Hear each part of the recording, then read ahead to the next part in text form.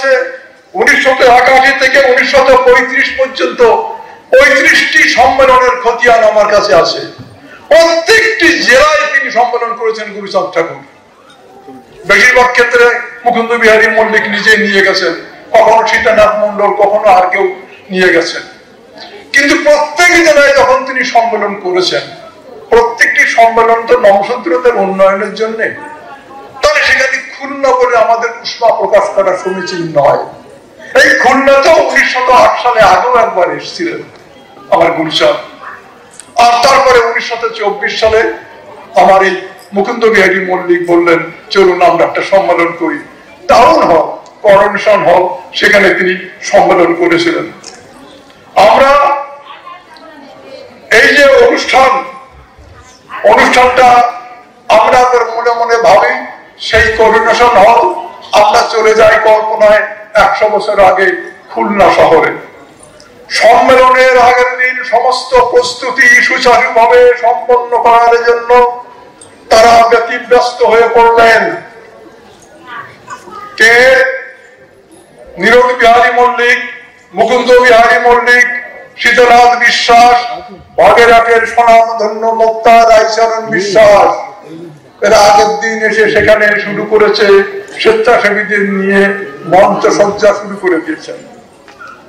সম্মেলনের আগের দিন মঞ্চ সজ্জা কেমন হবে, ঠাকুর গুরুচাঁদের সভাপতির আসন কোথায় স্থাপিত হবে, অন্যান্য সম্মানীয় অতিথিবৃন্দ কে কোথায় পরিবেশন করবেন, তাদের সুষ্ঠু তত্ত্বাবধানে স্বেচ্ছাসেবীরা কে কোন দায়িত্ব পালন করবেন, সিদ্ধান্ত হলো।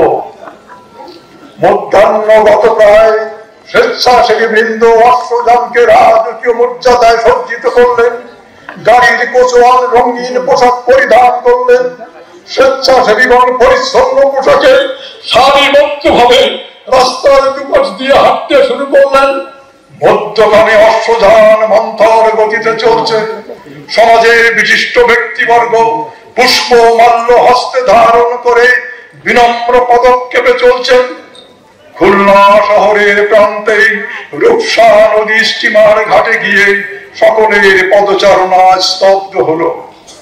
অশ্বযানকে অনতি দূরে দাঁড় করিয়ে স্বেচ্ছাসেবী ও বিশিষ্ট নেতৃবৃন্দ ঘাটে গিয়ে সমবেত ভাবে দণ্ডায়মান হয়ে সকলে দূর দৃষ্টি নিক্ষেপ করলেন। ঠাকুরের স্টিমার আর কত দূর, দৃষ্টি গ্রাহ্য হচ্ছে না। গোপালগঞ্জ থেকে তিনি আসছেন, সময় তো একটু লাগবেই, তবু যেন কারো ধৈর্য সইছে না। অপরোগ দৃষ্টিতে সবাই তাকিয়ে আছেন। সহসা একজন সন্ন্যাসে চিৎকার করে উঠলেন, ওই ওই দেখা যায় জাহাজের মাস্তুল। আর বেশিক্ষণ নয়, জয় হরিচাঁদ, জয় গুরুচাঁদ, সকলের কৌতূহল দৃষ্টি নিবদ্ধ হল।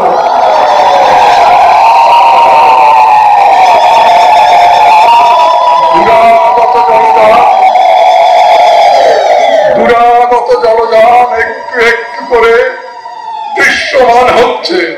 জাহাজ আসছে, ঘাটে আসছে, লঞ্চ ঘাটে, স্টিমার ঘাটে জাহাজ আসছে।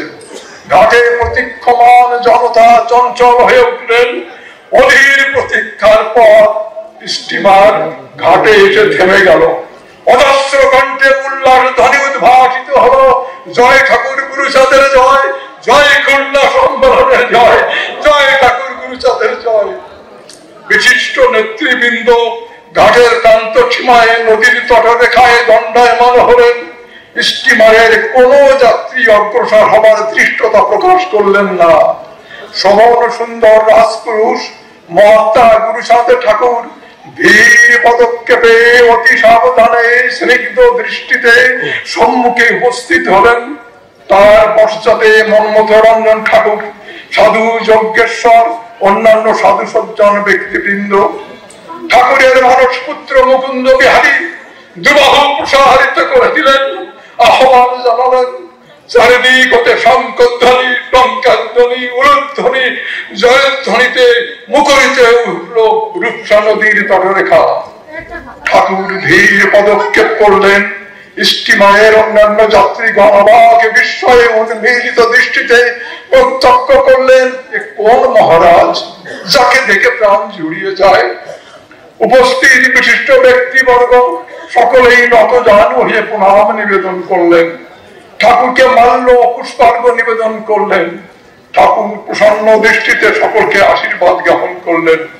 মুকুন্দ বিহারীর হাত ধরে ঠাকুর অগ্রসর হলেন। সুসজ্জিত অশ্বযান একটু এগিয়ে এলো। ঠাকুর অতি সতর্ক ভাবে আরোহণ করলেন।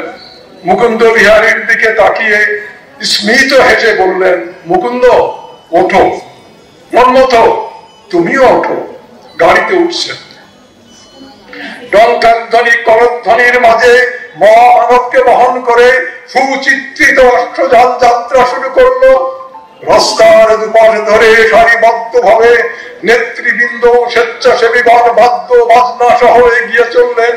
খুলনা শহরে বসবাসকারী পথযাত্রী, ক্রেতা বিক্রেতা সবাই সৎসাহে অষ্টযানের পাশ দিয়ে হাঁটছে। যদি এক পলক মহামানব গুরুচাঁদকে দেখা যায়, কি করে দেখা যায়, তবে এই মানব জীবন ধন্য হয়। তারা গাড়ির সঙ্গে যেতে যেতে দুবাহু বাড়িয়ে নতজানু হয়ে কেউ বা হাত জোড় করে প্রণাম নিবেদন করছে। ঘোড়া চলছে, টকবক টকবক টকবক শব্দে ঘোড়া চলছে। মধ্যাহ্ন অপগত ঠাকুর অনুগামী মিছিল খুলনা শহরের বিভিন্ন পথ পরিক্রম করে অবশেষে করোনেশন হলের পার্শ্ববর্তী এক সুরম্য ভবনের সামনে থেমে গেল। অতি সমাদরে ঠাকুর গুরুচাঁদকে অষ্টযান থেকে নামিয়ে আনা হলো। তিনি পথশ্রান্ত, আজ সপার্শ্বর এই ভবনে রাত্রি যাপন করবেন। আগামী দিন যথাসময়ে তিনি সবাই উপস্থিত হবেন। আজকে ঠাকুর সেখানে থাকবেন, গোপালগঞ্জ থেকে এসছেন, তো আজকে একটা দিন তাকে একটু বিশ্রাম করতে দিতে হবে। আমরা এখন কিন্তু সবাই খুলনায় আছি, মনে রাখবেন।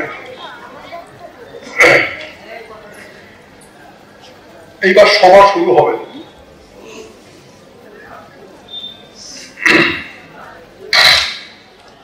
পরদিন অনুষ্ঠান শুরু হবার অনেক আগে থেকেই জনসমাবেশে খুলনা করোনেশন বা টাউন হল কানায় কানায় পরিপূর্ণ।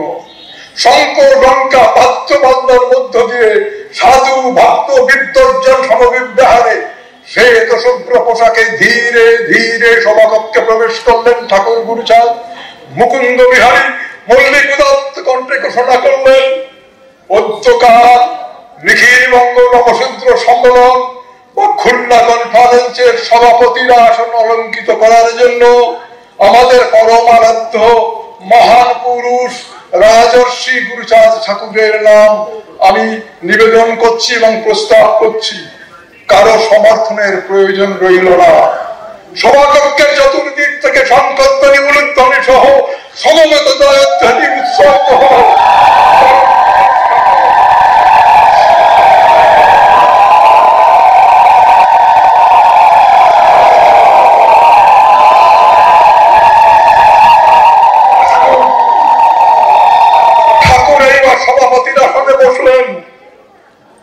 মাননীয় সভাপতি মহোদয়ের পশ্চাতে সমীহ দূরত্বে, সভাপতির পাশে পড়ার তো কারো সাহস নেই।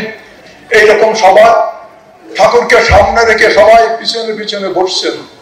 সমাজের গণ্যমান্য ব্যক্তি, যারা ঐতিহাসিক পুরুষ, ভাগ্যবান পুরুষ, মুকুন্দ বিহারী ও নীরদ বিহারী মল্লিক ভ্রাতৃদ্বয়, ঠাকুরের পৌত্র মন্মথরঞ্জন ঠাকুর, আনন্দ সাধক সনাতন গোসাই, স্বরানন্দ সমাদ্দার, আইনসভার সদস্য বিশ্বদেব দাস, বসন্ত পণ্ডিত, যাদব ঢালি, রজনীকান্ত দাস, রেবতী মোহন দাস, জগৎ সরকার, জগৎ মন্ডল, যজ্ঞেশ্বর বিশ্বাস, চারণ কবি রায়চরণ বিশ্বাস, লক্ষ্মীকালীর গোপাল সাধু ঠাকুর মহোদয়।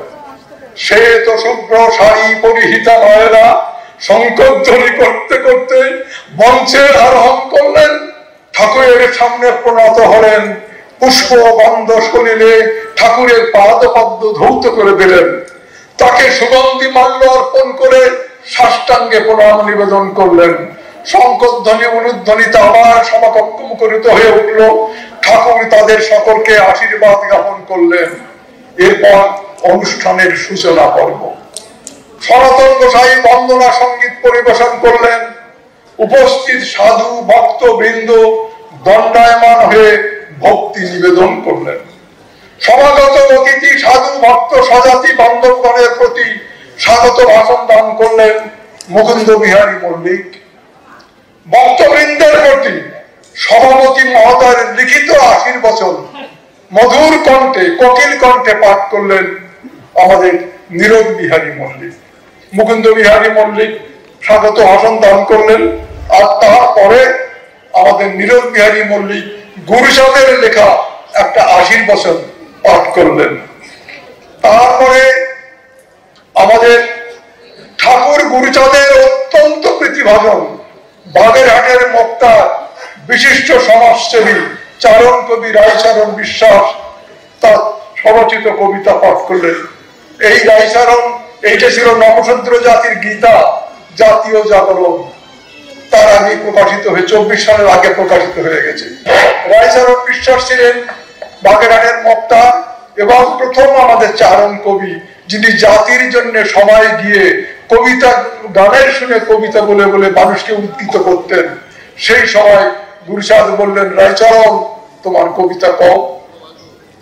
রায়চরণ বললেন, আমার স্বজাতি ভাবে দিন রাতি কেমন রবিবে মুক্তি, নেত্রীগণ শনে উঠিতে বসিতে সদা করি সেই যুক্তি, সংসার বাসনা বিষয় বিভাগ অমিত্র আমার প্রাণ, বিকাইতে পারি স্বজাতির তরে করিতে পারিব দান।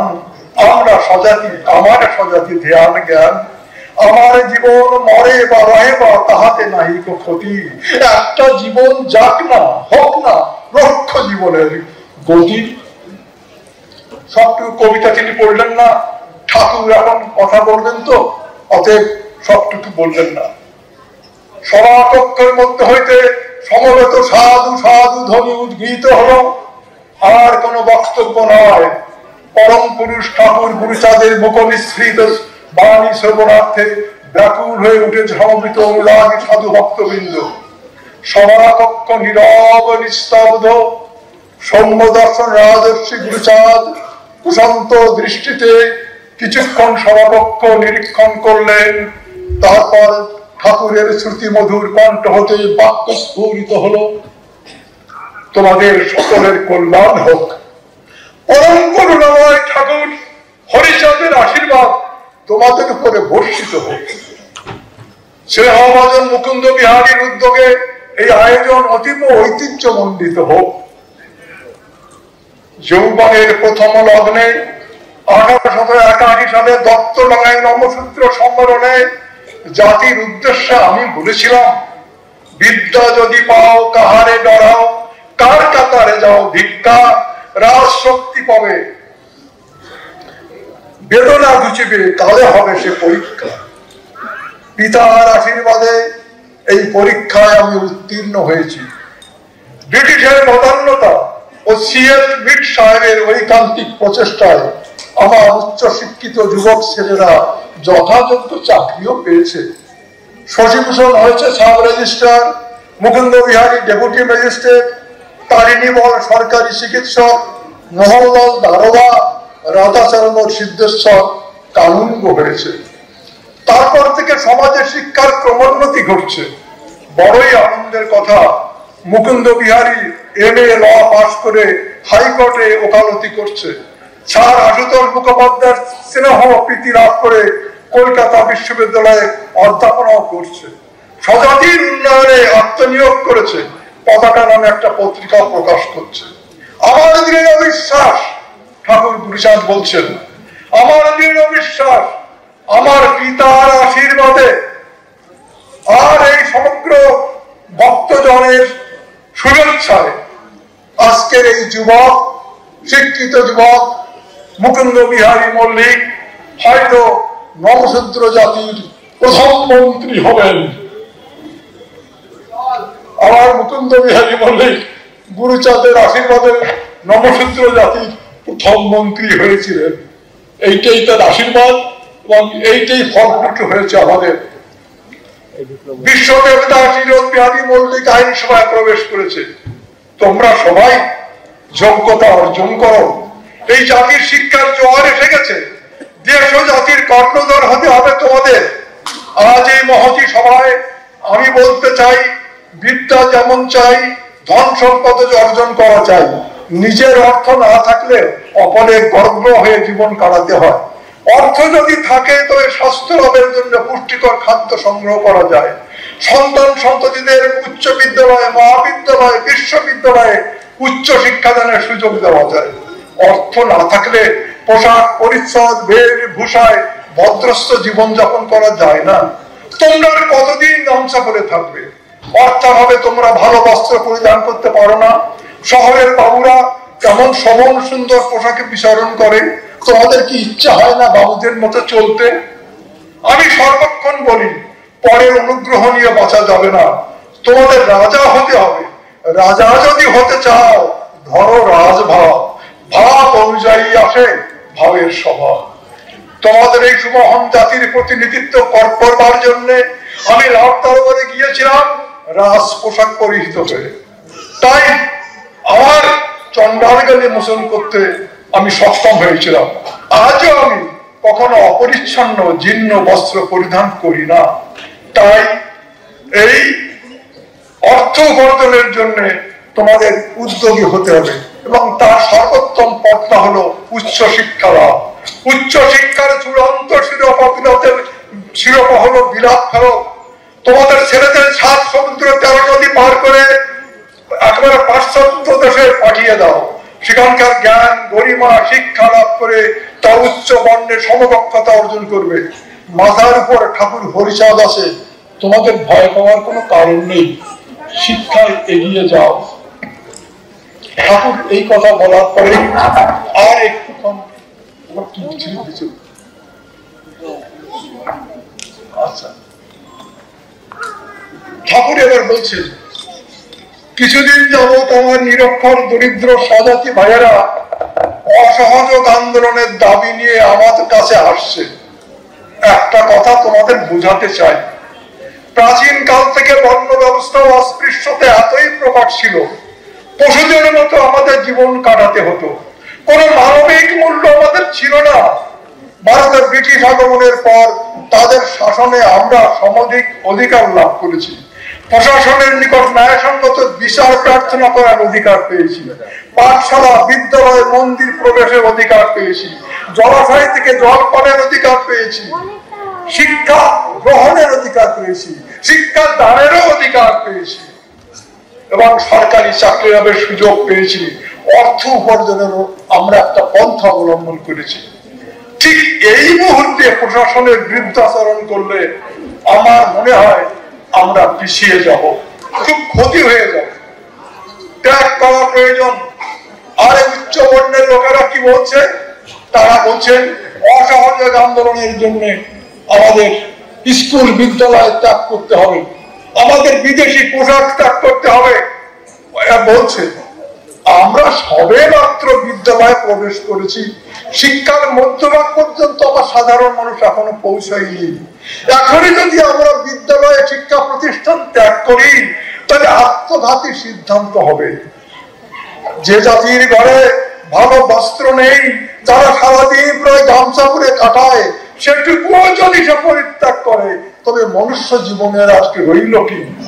যে বাবু সমাজ আমাদের ত্যাগ করতে বলছে, সেই বাবু সমাজের কাছে আমার একটা দাবি আছে। বাবু, এই যে দলিত সমাজ যত বঙ্গদেশে, ইহাদের দুঃখ কেহ দেখে নাকি এসে?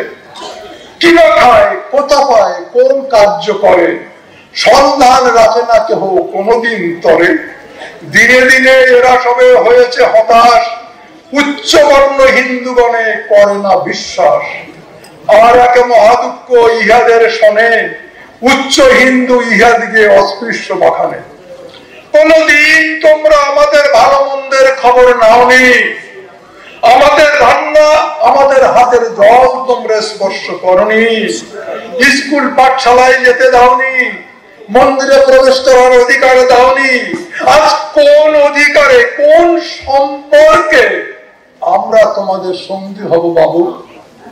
উচ্চবর্ণের প্রতি আমার ঠাকুরের কথা। তাই বলে আমি কি স্বাধীনতা চাই না? আমি স্বাধীনতা চাই, স্বাধীনতা কেনা চাই।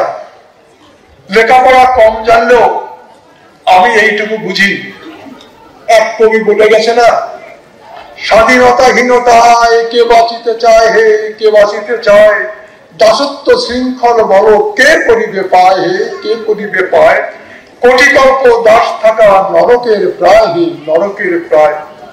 তবু কেন এই মুহূর্তে স্বদেশী হতে পারছি না? বড়ই জটিল প্রশ্ন, বড়ই বাধা আছে। এ বিষয়ে অগ্রসর হতে হলে যথেষ্ট চিন্তা ভাবনা আলোচনা পর্যালোচনার অবকাশ আছে। স্বাধীনতার কথা ভালো, নেয়া ভালো, দেয়া ভালো, কিন্তু হে উচ্চবর্ণ সমাজে তোমরা কি দিয়েছ আমাদের? কি দিয়েছ? দিয়েছ লাঞ্ছনা, গঞ্জনা, অপমান, স্পর্শকাতরতা। আর যাদের দাক্ষিণ্যে হামাগুড়ি থেকে একটু একটু দাঁড়াতে শিখেছি, সেই সহায়ক দণ্ডকে তোমরা পরিত্যাগ করতে বলো। ব্রিটিশকে ধরে আমরা একটু দাঁড়িয়েছি, কত হাজার বছর পরে আজকে আমরা সেই দণ্ড থেকে দাঁড়িয়েছি। তোমরা চাও সেই দণ্ড ত্যাগ করতে, সেটাই ত্যাগ করলাম। আর দেশ যদি স্বাধীন হয়, আমার পাওনা কতটুকু? হে উচ্চবর্ণ ভাইয়েরা, প্রাপ্তি অপেক্ষা অপ্রাপ্তি বেশি হবে। আমাদের পাওনা সব থেকে কম। তাই বলে আমার গুরুচাঁদ একটা গল্প বলবেন, আরে তোমাদের সেই কথা বলার গল্পটা শোনি। এক বাঘের গলায় হাড় ফুটেছিল, হাড়ের যন্ত্রণায় বাঘ চিৎকার করছে, আমাকে কে উদ্ধার করবে, কে উদ্ধার করবে? এক বককে দেখতে পেয়ে বলছে, বক তুমি আমার পরম বান্ধব, তুমি আমার গলার হাড়টা বের করে দাও। বক তার লম্বা চঞ্চু দিয়ে গলার হাড়টা বের করে দিল, অতি কষ্ট অপারেশন করে বের করে দিল। আর বাঘ বলেছিল, আমাকে সুস্থ করলে আমি তোমাকে পুরস্কৃত করব, আমি যন্ত্রণা আর সহ্য করতে পারছি না। যখন হাড়টা বের করে আনলো, তখন সেই বক বলছে, ও বন্ধু আমার পুরস্কার দাও। তখন সেই বাঘ বলছে, তোর পুরো গলাটা আমার গলার ভিতরে গেছিল? হ্যাঁ গেছিল। আমি যদি কামড়ে দিতাম, আমি যদি কামড়ে দিতাম, আমার হাড় বেরোক বা না বেরোক, তোর পুরো গলাটা কিন্তু আমি খেয়ে করতাম। তুই জীবন ফিরে পেয়েছিস, এইটাই তোর পুরস্কার। তাই আমার ঠাকুর বলছেন, বাঘ বলল, বন্ধু তোমার পুরো গলাটা আমার গলার ভিতরে ঢুকিয়ে অপারেশন করলে, যদি আমি তোমার গলাটা কামড়ে দিতাম কি হতো? প্রাণটা ফিরে পেয়েছো, এই তোমার শ্রেষ্ঠ পুরস্কার। হে আমার ভাইয়েরা, স্বাধীনতা অর্জন করতে গিয়ে আমরা কি অধিকার আরো হারাবো? আমরা কি আরো পরাধীন হব? তাই ভাবছি, তাই কহি সাধু সাবধান, ফের কহি সাধু সাবধান। আমার কোন সিদ্ধান্ত তোমাদের উপরে চাপিয়ে দিতে চাই না। তোমরা আমার থেকেও বিদ্বান, আমার সঙ্গে তোমরা একবার ভেবে দেখো, এই মুহূর্তে তোমরা স্বাধীনতা আন্দোলনে যাবে কিনা। তারপরেও কথা আছে, ঠাকুর আমাদের কতভাবে বুঝাচ্ছেন। তখন অসহযোগ আন্দোলন চলছে, স্বাধীনতা পাবে যাবে, কারা উপকৃত হবে সেই কথা পারো কি বলিতে? কর্তা যারা যারা সেদিন একত্রে তারা রচনা করিবে শাসনতন্ত্র, রাজাদের সেসব হয়, তোমাদের স্থান নয়। তোমরা তো শুধু বাদ্যযন্ত্র, যুদ্ধকালে প্রয়োজন বাদ্যযন্ত্র অবনন, যুদ্ধ শেষে কে করে সন্ধান। ঠাকুর বলছেন, বন্ধ করে দেওয়া, যুদ্ধক্ষেত্রে দামামা না বাজলে যোদ্ধারা উদ্দীপ্ত হয় না। আর যুদ্ধ শেষ হয়ে গেলে এবং যুদ্ধে জয় পরাজয় ঘটে গেলে সেই দামামা বাদ্যযন্ত্রগুলো সেই রণক্ষেত্রে পড়ে থাকে, কেউ তার খোঁজ নেয় না। স্বাধীনতা যুদ্ধে আমরা উচ্চ বর্ণের দামামা, স্বাধীনতা লাভের পর আমাদের কথা কেউ মনে রাখবে না, বরং পুরস্কারের বিনিময়ে তিরস্কার পাবো। দেশ স্বাধীন হবে, নতুন শাসনতন্ত্র রচনা করবে উচ্চ শিক্ষিত অন্য হিন্দু সম্প্রদায়। সেই শাসনতন্ত্রে অবহেলিত অনুন্নত অবজ্ঞাত জাতির উন্নয়নের কোন পরিকল্পনা কর্মসূচি থাকবে না। এদের প্রতি শাসনের পরিবর্তে শাসনও হবে, শোষণও হবে। নানাবিধ আলোচনা প্রসঙ্গে ঠাকুর বললেন, আচ্ছা আমি যে কথাটা বলছি এ কথাটা কি তোমরা বিশ্বাস করো? ঠাকুর বলছেন, জানো একদিন কথা প্রসঙ্গে স্বামী বিবেকানন্দ একটা অপ্রিয় সত্য কথা বলে ফেলেছিলেন। ঠাকুর কিন্তু পড়াশোনা করতেন, খুব স্কুলে না গেলে কি যায়, খুব পড়াশোনা করতেন। বিবেকানন্দের একটা কথা ঠাকুর বলছেন, ধরো ইংরেজরা সমস্ত ক্ষমতা হস্তান্তর করে দিল, তখন যারা ক্ষমতা পাবে সেই উচ্চবর্ণের বিত্ত কৌলিন্য বিদ্যা কৌলিন্যের অধিকারীরা সেই ক্ষমতায় জনগণকে দাবিয়ে রাখবে, জনগণকে তার ন্যায্য ভাগ দেবে না। দাসরা ক্ষমতা চায় অপরকে দাস করার জন্য, উচ্চবর্ণরা ইংরেজের দাস, তাই তারা ক্ষমতা হলে এই নমশূদ্রদের তারা দাস করতে পারবে। অতএব আমরা যে দাস ছিলাম আমরা সেই দাসই থেকে যাব। বর্ণ হিন্দুরা চিরকাল অপরের প্রতি প্রভুত্ব করতে ভালোবাসে। কথাটা যথার্থই বাস্তব। আমাদের প্রাপ্তিযোগ শূন্য। ত্রিকালদর্শী গুরু সাহেব বলতে বলতে একটু থেমে গেলেন, একটু ভেবে বললেন, তবে হ্যাঁ একটা উপায় আছে, যদি থাকো সেনাপতি তবে হতে পারে গতি। আমি বলছি না ফ্রাস্ট্রেশনের কথা, আমি বলছি না, হতে পারে একটা গতি যদি সেনাপতি হতে পারো। তোমরা যদি জ্ঞান বিজ্ঞান মেধা পাণ্ডিত্যে উচ্চ বর্ণে সমকক্ষতা অর্জন করতে পারো, যদি দেশের শাসন ব্যবস্থার সেনাপতি হতে পারো, তখন তোমরা এই অবহেলিত জাতির উন্নয়নের কর্মসূচি গ্রহণ করতে পারবে, শাসনতন্ত্র লিপিবদ্ধ করতে পারবে। আমার দৃঢ় বিশ্বাস ঠাকুরের সেই স্বপ্নের সেনাবাহিনী 1924 সালে কোথায়? আসুন না আমরা একবার রিসার্চ করি। 1924 সালে ঠাকুর বলছেন, সেনাপতি আসছে, সেনাপতি আসছে, ডঙ্কা বাজাতরা সেনাপতি আসছে। যোগেন্দ্রনাথ মন্ডল মাত্র 20 বছর বয়স, সবে মাত্র মেট্রিকুলেশন পাস করেছে। প্রমথ রঞ্জন ঠাকুর বয়স 22 বছর, বিএ পাস করে কলকাতায় এমএ করছেন। Doctor B.R.. আম্বেদকর বয়স 33 বছর, বিদেশ থেকে একাধিক উচ্চ ডিগ্রি নিয়ে দেশে ফিরে এসে সামাজিক আন্দোলন করছেন, বহিষ্কৃত হিতকারিণী সভা গঠন করে।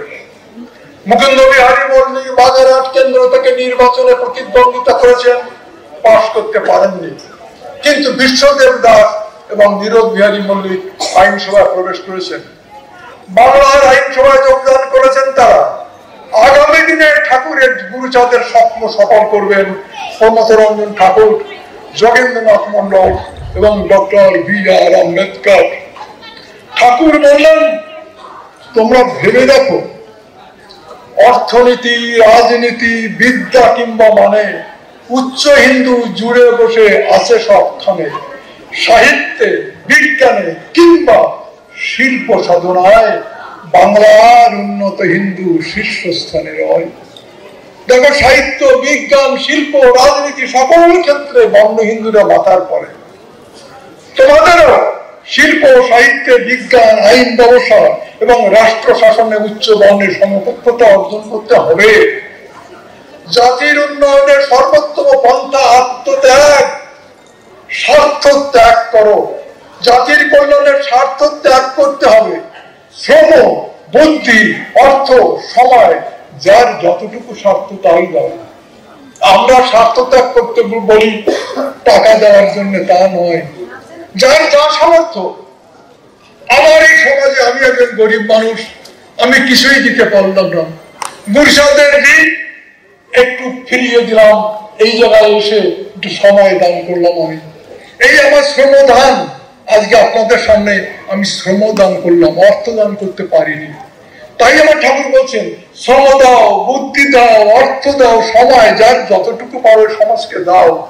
ঠাকুরের এই কথা পরবর্তীকালে বাবা সাহেব আম্বেদকর ঠাকুরের বাণী নিয়ে সমগ্র ভারতবর্ষে উদ্ভাসিত করে ফেলেছিলেন, back to your society, it is your moral duty. সমাজে ঋণ শোধ করো, ঋণ শোধ করো। আমরা সমাজের কাছে ঋণী, ভ্রাতৃঋণ, মাতৃঋণ, পিতৃঋণ, ধাতৃঋণ, এই সমাজের কাছে আমরা সবাই ঋণী। যে আমার কাপড়টা তৈরি করেছে তার কাছে আমি ঋণী, যে আমার খাদ্য সংগ্রহ করেছে তার কাছে আমি ঋণী, যার কাছ থেকে আমি 2 অক্ষর শিখেছি তার কাছে আমি ঋণী। এই ঋণ শোধ করা পবিত্র ব্রতের কথা আমার ঠাকুর বলেছেন, বাবা সাহেব আম্বেদকর ঠিক সেই কথাই বলেছেন। রাজর্ষি গুরুচাঁদ আরো একবার স্পষ্ট ভাষায় বললেন, কিবা বিদ্যা, কিবা ধনে, কিবা শিল্পে, কি বিজ্ঞানে, রাষ্ট্রনীতি ক্ষেত্রে রাজকাজে সবখানে থাকা চাই, তা ভিন্ন উপায় নাই, রাজবেশে সাজো রাজসাজে। বিদ্যা, শিল্প, বিজ্ঞান, রাষ্ট্রনীতি, ব্যবসা সকল ক্ষেত্রে তোমাদের সমকক্ষতা অর্জন করতে হবে এবং কারো কাছে ভিক্ষা প্রার্থী হলে চলবে না, কারো করুণার দাস হলে চলবে না, কারো দান আমরা গ্রহণ করবো না।